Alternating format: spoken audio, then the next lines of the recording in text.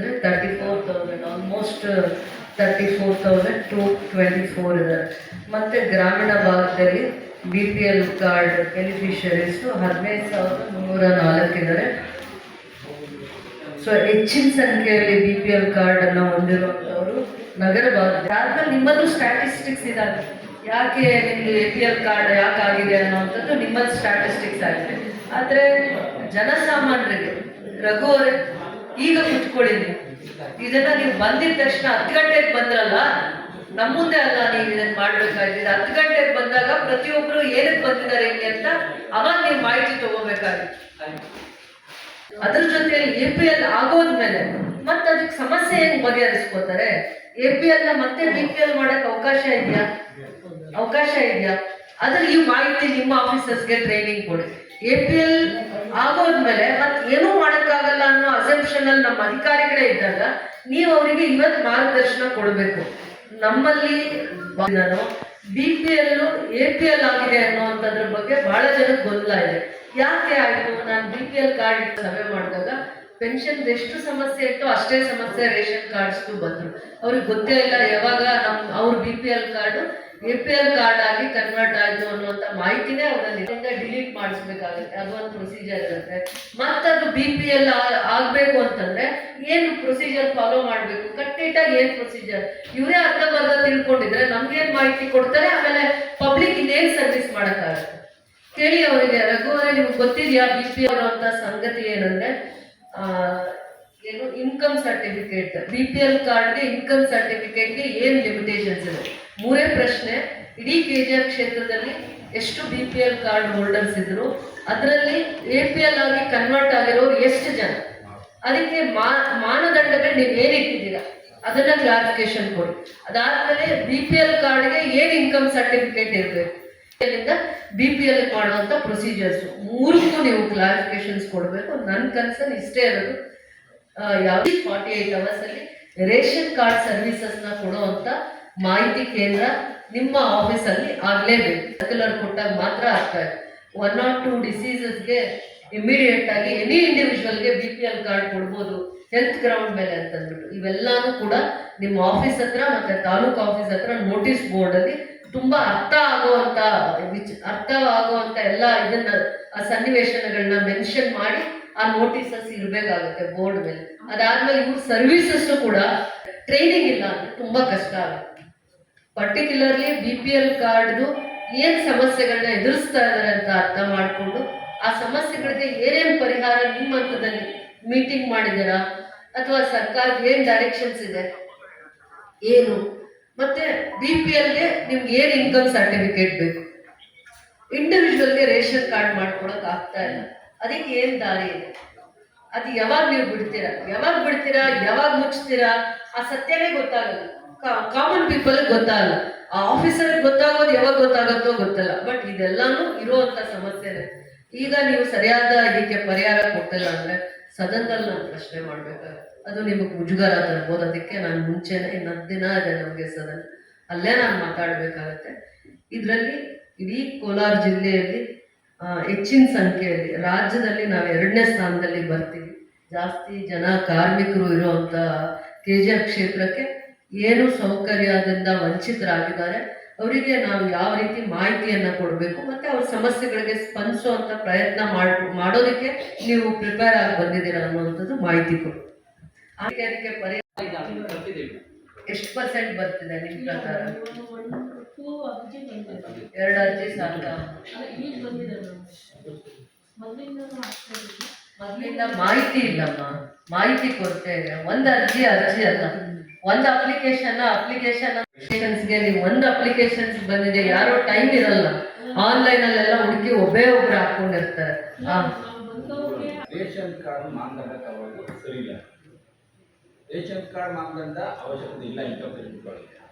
Ration card ಮಾನದಂಡ ತಗೊಂಡೋದ್ರಿಗೆ ಈಗ ಒಂದೆಲ್ಲ start ಆಗ್ತಾ ಇದೆ.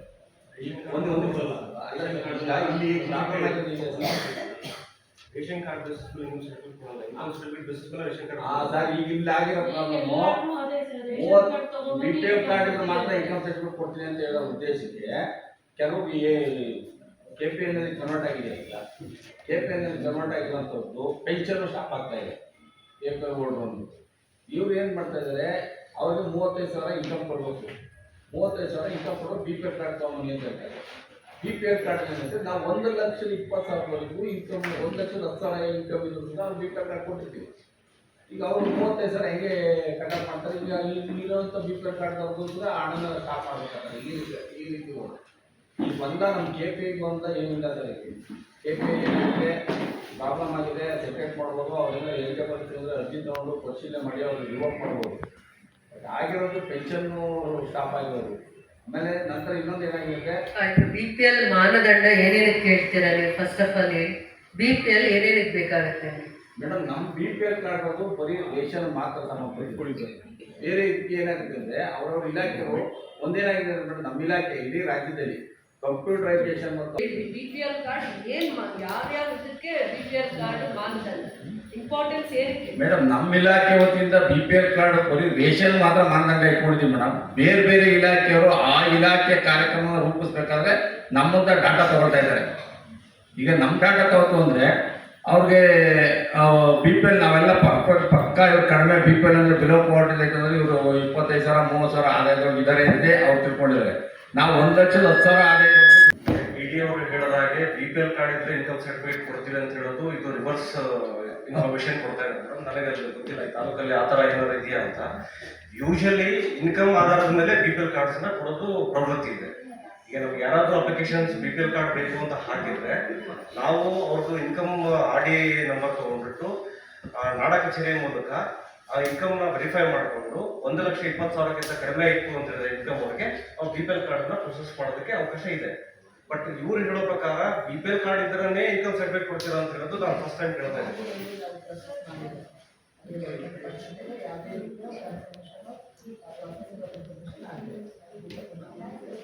ಹಾಗಾದ್ರೆ ಮೇಡಮ್, BPL ಕಾರ್ಡ್ ಇದ್ದು ಸುಧಾ 35,000 ಇನ್ಕಮ್ ಇಶ್ಯೂ ಮಾಡ್ಬೋದಲ್ಲ, ಇದು ವೃದ್ಧಾಗಿರೋರಿಗೆ? ಅದೇ ಈಗ ಪ್ರಾಬ್ಲಮ್ ಆಗಿರೋದು ಅದೇ. ಈಗ ಜನಗಳದ್ದು ಏನಾಗಿದೆ, ಒಂದು ನಿಮಿಷ, ಇಲ್ಲಿ ಒಂದು ಕ್ಲಾರಿಫಿಕೇಶನ್. ಈಗ ನಮಗೆ ತಂತ್ರಾಂಶದಲ್ಲಿ ಈ ಕಳೆದ 6 ತಿಂಗಳ ಹಿಂದೆಯಿಂದ ಇದನ್ನ ಅಳವಡಿಸಿರ್ಲಿಲ್ಲ 32,000 ಅನ್ನೋದು. ಅಲ್ಲಿವರೆಗೂ ನಮಗೆ ಸರ್ಕಾರ ಅವಕಾಶ ಮಾಡಿಕೊಟ್ಟಿತ್ತು.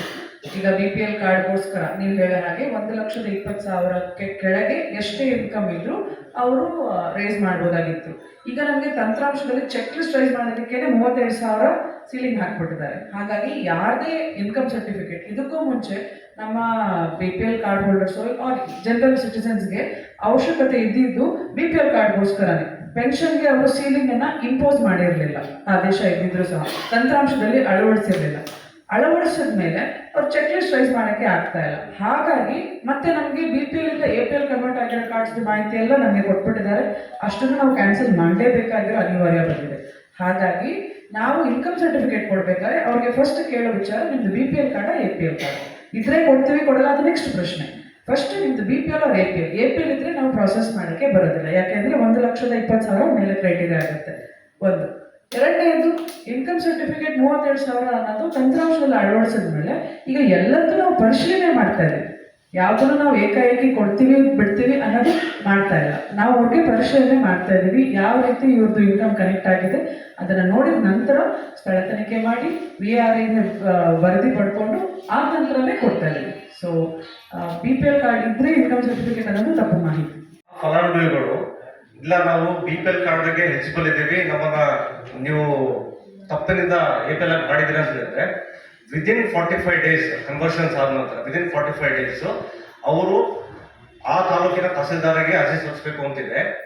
ಸಲ್ಲಿಸಿ ಆದ ನಂತರ ಅದನ್ನು ಫೀಲ್ಡ್ ವೆರಿಫಿಕೇಶನ್ ಮಾಡಿ ವಿದಿನ್ 15 ಡೇಸ್ ಅವ್ರದ್ದು ರಿಸ್ಟೋರ್ ಮಾಡೋದಕ್ಕೆ ಕ್ರಮಿಸಬೇಕು ಅಂತ ಮಾನ್ಯ ಆಹಾರ ಸಚಿವರಿಂದ ಕಟ್ಟುನಿಟ್ಟಾದ ನಿರ್ದೇಶನಗಳು ಇದೆ. ಅವ್ರಿಗೆ ಎಲಿಜಿಬಲ್ ಇದ್ದಾರೆ. ಅವರು ಅಪ್ಲಿಕೇಶನ್ಸ್ ಕೊಟ್ಟಾದ್ಮೇಲೆ ಎಲಿಜಿಬಲ್ ಇದಾರಾ ಇಲ್ಲ ಅಂತ ಹೇಳ್ಬಿಟ್ಟು ಫೀಲ್ಡ್ ವೆರಿಫಿಕೇಶನ್ ಮಾಡಿದ್ಮೇಲೆ ಗೊತ್ತಾಗೋದು. ಅದ್ರ ಪ್ರಕಾರ ಎಲಿಜಿಬಲ್ ಇದ್ರೆ ಅವ್ರಿಗೆ BPL ಕೊಡ್ತಾರೆ, ಎಲಿಜಿಬಲ್ ಇಲ್ಲದಿದ್ರೆ APLದಲ್ಲಿ ರಿಟರ್ನ್ ಮಾಡ್ತಾರೆ. ಸರ್, ಈಗ ಒಂದು ಸುಮಾರು ತಾಲೂಕಲ್ಲಿ ಹೊಸ ಕಾರ್ಡ್ಗೆ ಆಪ್ಷನ್ನೇ ಇಲ್ಲ ಸರ್, ನೀವು ಕೊಡ್ತಾನೆ ಇಲ್ಲ, ಬರೀ ಹೆಲ್ಪಿದ್ದು ಮಾತ್ರ ಮಾಡ್ತಾ ಇದ್ದೀರಾ. ಈಗ ಏನು ಸೆಂಟ್ರಲ್ ಗೌರ್ಮೆಂಟ್ ಈಗ ಮತ್ತೆ 3,000 ಕ್ಯಾನ್ಸಲ್ ಮಾಡಿದ್ರಲ್ಲ ಸರ್, ಈ ಥರ ಎಷ್ಟೋ ಜನ ಕಾರ್ಡ್ ಇಲ್ದಿರ ಇದ್ದಾರಲ್ಲ ಸರ್, ಅವ್ರಿಗೆ ಯಾಕೆ ಸರ್ ಮಾಡ್ತಾ ಇಲ್ಲ? ಈಗ ಯಾವ್ಯಾವ ಅಪ್ಲಿಕೇಶನ್ಸ್ ಪೆಂಡಿಂಗ್ ಇದೆ ಪ್ರೊಸೆಸ್ ಮಾಡೋದಕ್ಕೆ ಹೇಳಿದ್ರು. ಅವ್ರು ಏನಿದೆ ಅವ್ರದ್ದು ಫೀಸ್ ತಗೊಂಡು ಕಳಿಸ್ಬಿಡ್ತಾರೆ. ಅಪ್ಲಿಕೇಶನ್ ಹಾಕೋರು ಹಾಕ್ತಾನೆ ಇದ್ದಾರೆ, ರಿಜೆಕ್ಟ್ ಮಾಡೋದು ಮಾಡ್ತಾನೆ ಇದ್ದಾರೆ. ಹೋಗಿ ಯಾವ ಸರ್ verification ಮಾಡೋದು? ಸರ್ 2014ರಿಂದ ಅದಾಲತ್ ನಡೀತಾನೆ ಇದೆ. 2014ರಿಂದ ಅದಾಲತ್ ಪ್ರತಿ 2 ತಿಂಗಳು 3 ತಿಂಗಳು ಅದಾಲತ್ ನಡೀತಾ ಇದೆ. ಇಷ್ಟು ಅದಾಲತ್ ನಡೆದ್ರು ಈಗ ಯಾಕೆ ಹಿಂಗಾಯ್ತು ಹೇಳಿ. ತಹಸೀಲ್ದಾರ್ ಮೇಡಮ್ ಕೇಳಿ ಅದಾಲತ್ ನಡೀತಾ ಇದೆ ಅಲ್ಲ, ತಮಗೂ ಗೊತ್ತಿದೆಯಲ್ಲ. ತಹಸೀಲ್ದಾರ್ ಆಫೀಸಲ್ಲೂ ಇನ್ಕಮ್ ಸರ್ಟಿಫಿಕೇಟ್ ಇದೆ ಸರ್. ಪ್ರಾಬ್ಲಮ್ ಇನ್ಕಮ್ಗೆ ಅವ್ರು ರೇಷನ್ ಕಾರ್ಡ್ ಕೊಡಿ ಅಂದ್ರೆ ರೇಷನ್ ಕಾರ್ಡ್ ಅದಾಲತ್ ನಡ್ಸ್ಕೊಂಡು ಬಂದು ಈಗ ಏಕಾಏಕಿ ಇಷ್ಟು ಕಾರ್ಡ್ ರದ್ದು ಮಾಡಕ್ ಕಾರಣ ಏನು? ಸರ್ 3 ವರ್ಷದಲ್ಲಿ ಎಷ್ಟು ಕಾರ್ಡ್ ಕೊಟ್ಟಿದ್ದೀರಾ ಸರ್ KGF ಅಲ್ಲಿ ಹೊಸ ಕಾರ್ಡ್? ಬರೀ ಎಲ್ತದ್ ಮಾತ್ರ ಎಲ್ತ್ ಬಿಟ್ಟು ಹೇಳಿ ಸರ್. ಎಷ್ಟು ಕೊಟ್ಟಿದ್ದೀರಾ ಸರ್? ಹೇಳಿದ್ರೆ ನಿಮ್ಗೆ ಅಂತ ಹೇಳ್ತೀರಾ ಅಷ್ಟೇ.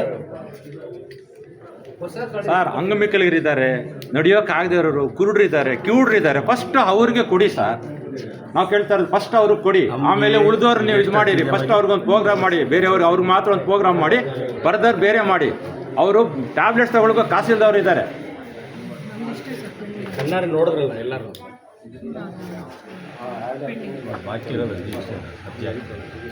ಏನಾಗುತ್ತೆ ಸರ್? OTP ಕೊಟ್ಟಿಲ್ಲ ಅಂದ್ರೆ ಕ್ಯಾನ್ಸಲ್ ಆಗ್ತಾ ಇದೆ. ಕೊಡೋ ಸಮಯನೇ 10 ನಿಮಿಷ 20 ನಿಮಿಷ ಕೊಟ್ರೆ ಹೆಂಗೆ ಅಪ್ಲಿಕೇಶನ್ ಆಗುತ್ತೆ ಹೇಳಿ ಸರ್ ನೀವು? ಆಗುತ್ತೆ ಅಂತ ಅವಾಗ ಓಪನ್ ಮಾಡಿದ ತಕ್ಷಣ ನೀವು ಕ್ಲೋಸ್ ಮಾಡ್ತೀರಾ. OTP ಬರಕ್ಕೆ 10 ನಿಮಿಷ ತಗೊಳುತ್ತೆ. 10 ನಿಮಿಷ ಮಾತ್ರ ಓಪನ್ ಮಾಡಕ್ಕೆ 10 ನಿಮಿಷ ಕೊಡ್ತಾ ಇದ್ದಾರೆ. ಸರಿ ಸರ್, ಪೂರ್ತಿ ಒಂದಿನ ಇವತ್ತಿನ ಕೊಟ್ಟಿದ್ದೀರಾ ಸರ್? ಓಪನ್ ಆಗಿದೆ ಸರ್? ಇಲ್ಲ. ಆಯ್ತು ಪ್ರಾಬ್ಲಮ್ ರೇಷನ್ ಕಾರ್ಡ್ ಇಲ್ಲದವ್ರಿಗೆ ಇನ್ಕಮ್ ಸರ್ಟಿಫಿಕೇಟ್ ಕೊಡು ತಹಸೀಲ್ದಾರ್ ಹಿಂಗೆ ಹೇಳ್ತೀರಾ? ರೇಷನ್ ಕಾರ್ಡ್ ಇಲ್ಲ ಅಂದ್ರೆ ಇನ್ಕಮ್ ಬರ್ತಾ ಇಲ್ಲ ಸರ್. ಇನ್ಕಮ್ ಸರ್ಟಿಫಿಕೇಟ್ ಪೆನ್ಷನ್ಸ್ನ ಬೇರೆ ಥರ ತಗೊಳ್ಳೋಣ. ರೇಷನ್ ಕಾರ್ಡ್ಗೆ ಲಿಂಕ್ ಆಗಬಾರ್ದು ಪೆನ್ಷನ್. ಬೇರೆ ರೀತಿ ಪೆನ್ಷನ್ನ ನಾವು ಅದನ್ನು ಬಗೆಹರಿಸುವಂಥ ಪ್ರಯತ್ನ ಮಾಡಬೇಕಾಗುತ್ತೆ. ಗೊತ್ತಾಗುತ್ತಾ? ಒಂದಿನ ಬಂದು ನಮ್ಮ ಜೊತೆ ಕುತ್ಕೋಬೇಕು. ನಾವು ಸ್ಪೆಷಲ್ ಡ್ರೈವ್ ಮಾಡೋ ದಿನ ಎಲ್ಲ ಅವತ್ತು ಕೆಲಸ ಎಲ್ಲ ಮುಗಿಸಿ ನಿಮ್ಗೆ ಏನೇನು ಕೆಲಸ ಇದೆ ಅದಕ್ಕೆ ನಮ್ಮ ಜೊತೆ ಇರಬೇಕು. ಅವಾಗ ನಿಮ್ಗೆ ಅರ್ಥ ಆಗುತ್ತೆ.